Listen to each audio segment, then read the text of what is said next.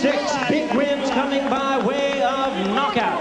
He is the youngest ever to win a heavyweight title and the last unified in the ring by beating the champions of the WBC, WBA, and IBF. Currently ranked the #1 contender and continuing his quest to regain his titles, please welcome the former undisputed heavyweight champion of the world, the one, the only, Mike Tyson. Once again, a referee in charge, Frank Cappuccino. Good evening, gentlemen. You were both given your instructions. Protect yourself at all times. Touch close.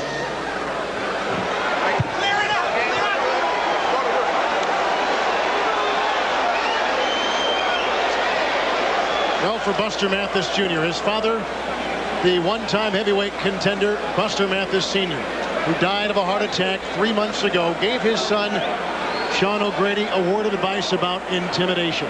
Yeah, he said, even if you can't be a champ, you can make a lot of money. This business isn't always about hitting or getting hit. Get in there, box, and move. Walk around a fighter like Mike Tyson. Don't be intimidated. And here we go, and Mathis just falling down, not being struck by Tyson, who himself missed on a left uppercut to begin things here. He ran right at Mike Tyson, much like Peter McNeely did, which he thought was interesting. Said Mike didn't handle pressure too well. Well, this is interesting because that's like a lamb walking to the slaughter. He ran to the slaughter. Well, he was surprised that Peter McNeely was able to back up on Mike Tyson, and that's what he's trying to do. Put him back on his heels. A fighter doesn't have as much power backing up. Oh, and another missed uppercut by Mike Tyson. Come on, get them hands loose. One of the things that the strategy involved with Buster Mathis Jr. tonight, be defensive. And again, Tyson continues to miss. And missing again, and missing again. And Mathis lands. It takes more out of a fighter to swing and miss than to swing and hit. Step back. Yeah, his own body would have to stop the punch as opposed to the other body stopping it for him. And he said he was a good slipper. So far, he's lived up to it.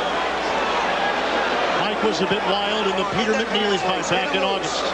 Nothing much in terms of evaluation gain there. I think tonight there will be an evaluation. But you know, in those punches of that Peter McNeely fight, he missed many times, like he's done the first part of this round. Let him go, Mike.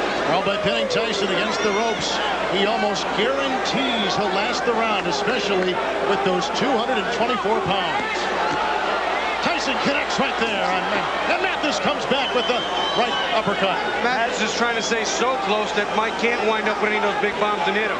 So far, it's worked. Do you like the strategy? So far, it's not bad. Jumping in, jumping out, pressing Mike, staying inside. We'll see what happens when he gets hit, though. Body punches. There's a shot by Mike Tyson with the left. Get off his neck. Buster said, I have to get his respect early, so I'm going to go in with a barrage in the early part of this fight, and I think he has done that. And he has done a nice job of slipping on the inside, Buster has. He said that was the most underrated part of his game, the slipping. Yes. I have seen him in fights before where he wasn't slipping, where he did get hit. But tonight, he's doing a good job slipping. Tyson missing again with the left uppercut. Tyson really trying to swing from the third row. Step back, Buster. Just briefly a moment ago, Mike switched to southpaw and threw like a right jab, which I thought was interesting. Well, it's not too hard right now to discern the early strategy by Buster Mathis. Oh, yeah, smother the power, get inside of it. Get him loose, What you can't do with a fighter like Mike Tyson, his hooks are too big. You can't go away from him. All he does is extend his hooks. Yeah. We have Bobby Chez and Sean O'Grady and James Brown. Kevin Harlan ringside at Philadelphia Spectrum. We are through with round one, and Buster Mathis has lasted. Mike Tyson is not sharp. Look at all these misses from him on the inside. Buster Mathis, there is a miss. Strike one, strike two. Buster Mathis doing a good job of rolling on that big belly that he has to try to avoid punches. Here comes Tyson now, connecting with the left jab and coming with the right, and again, he is crowded by Mathis. You notice that Mike this time, instead of coming out throwing hooks, which Buster can get under, came out jabbing, setting up the jab. Even a short man can be effective with the jab. Mathis picked off some of Tyson's shots with his glove and made and miss with this movement. That slipping we talked about before. And again, Tyson coming and missing again with the left hook. But swinging with a lot of power. Step back. Let him go. Swinging and missing, Mike Tyson. Says that he is physically stronger now. Oh, low blow from Buster Mathis. Mathis had to do something to take away that barrage from Mike Tyson. All right, break. Stop. He didn't want to be intimidated.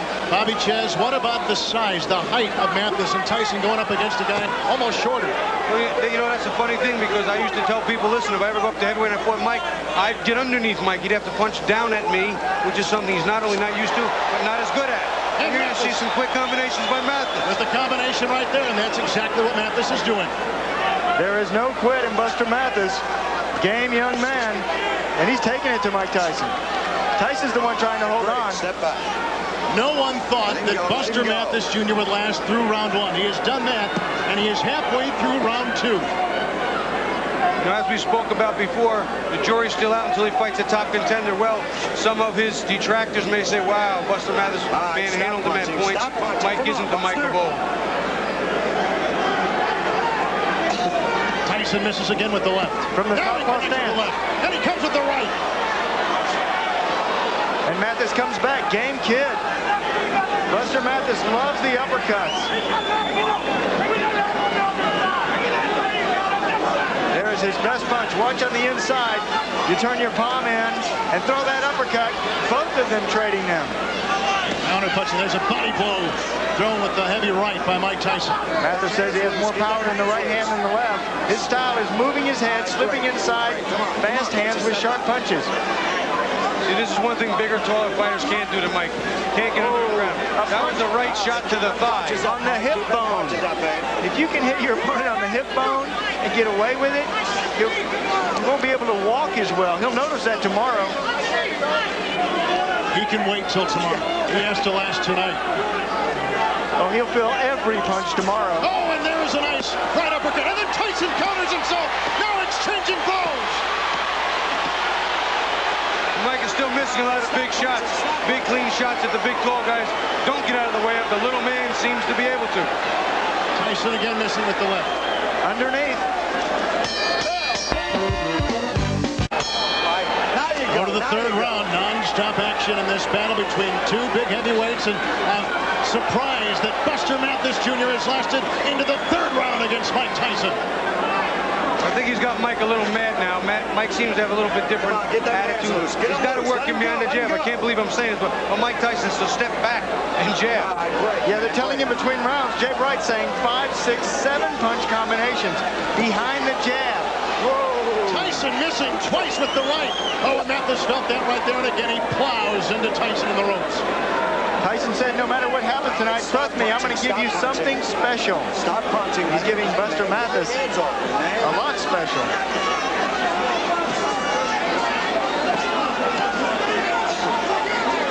Mathis has been crowded. Mathis has been slipping punches. Mathis has been ducking. And it's caused Tyson to miss numerous times on big, wild shots. Well, they're very happy in the corner of Buster Mathis. They know that Mike Tyson has 27 KOs in the first 3 rounds. So you have to get past those first 3. Joey Ferriello in his corner. Frank Cappuccino separating the two. They're staying close. Down low once again with the right uppercut goes Buster Mathis. See, this is going to turn into a little bit of a wall. Duck, duck, duck, come inside, hold on. Duck, duck, duck, throw some punches, hold on. It's going to become a little bit of a waltz now. Now, this is the first time that Tyson has had Mathis up against the ropes. Body punches, and Mathis trying to fight his way out of it. Oh, you can hear him, too. And a miss by Tyson. Mike's loading up a little too much. Buster can see some of them coming. He's getting out of the way of most of them. All right, break. Come on, get off it, man. Listen, when I say break, I want you both to break.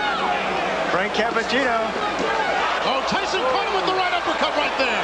So what Mike's doing, he's stepping now. He's coming in and stepping off and firing the uppercut, waiting for Buster to Douglas, Buster Mathis to duck and come up with the shots. You see again by ducking. Yeah, trying to get the angle is Tyson. Use that right-footed pivot, swing around on your opponent's side, and then crack. Oh, he got a right uppercut, another right uppercut, and down goes Mathis. See, he stepped back and did it again. Stepped off and around and ripped that uppercut to where Mathis was ducking right into it. 9, 10. He didn't beat the count. A devastating right uppercut, two of them by Mike Tyson, and he is knocked down Buster Mathis Jr.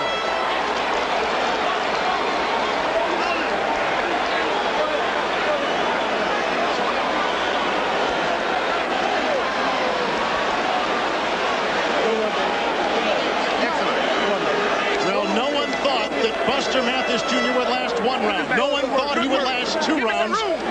And almost no one gave him a chance to get into the third. But that's what he did. Somewhat of a surprise here in Philadelphia. But Mike Tyson wins again.